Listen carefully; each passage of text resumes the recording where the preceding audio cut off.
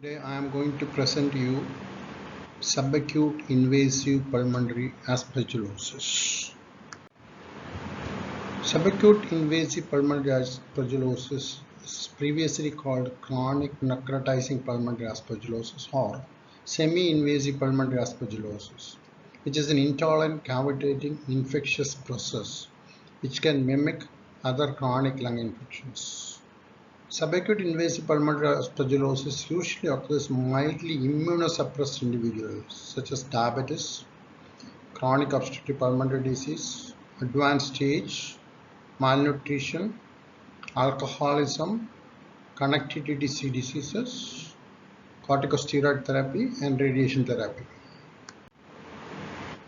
How this lesion develops? Lesion typically involves the upper lobes and begins as a pulmonary opacity. Eventually, the central necrotic area separates away from the surrounding lung and thus forms an air crescent sign. This occurs in weeks to months, eventually resulting in a cavity with or without a central mesotoma. Often there are multiple cavities which are thick-walled. Adjacent pleural thickening is often present. Chest radiograph shows thick-walled cavity with fungal ball. A air crescent sign is demonstrable. Sometimes multiple cavities may be found. Cavities are seen usually in the upper zone towards the periphery. Consolidation, fibrosis, and pleural thickening are other findings.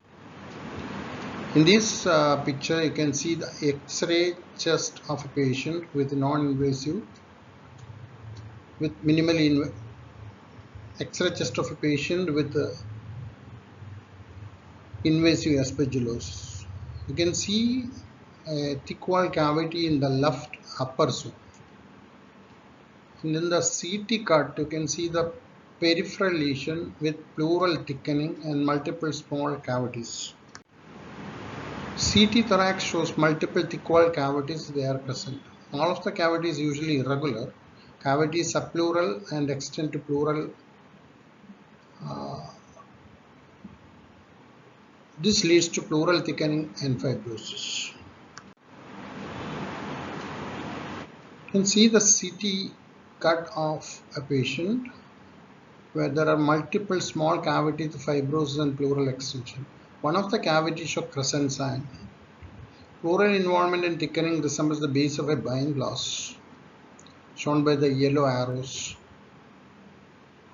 showing a well-defined thick wall cavity in the left upper lobe with multiple nodular projections of wall. Pleural extension also can be seen.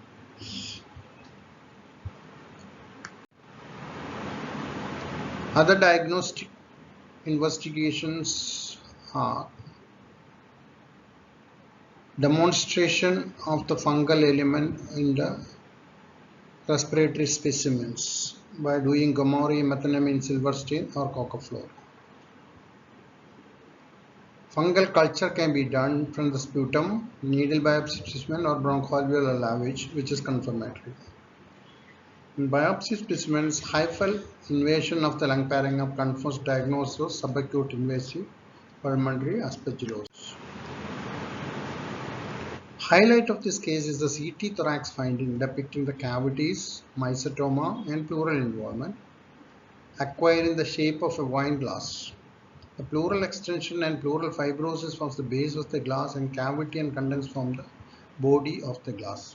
This shadow is found by parenchymal and pleural involvement in subacute invasive pulmonary aspergillosis and may be named as wine glass sign, a distinguishing feature in the diagnosis of subacute invasive pulmonary aspergillosis.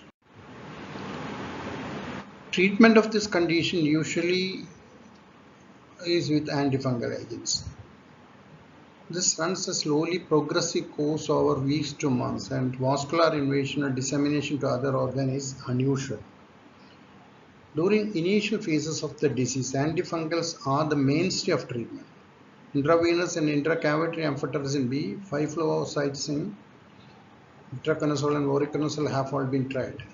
Surgery is reserved for patients who do not respond to initial medical management and have an adequate pulmonary reserve. Thank you.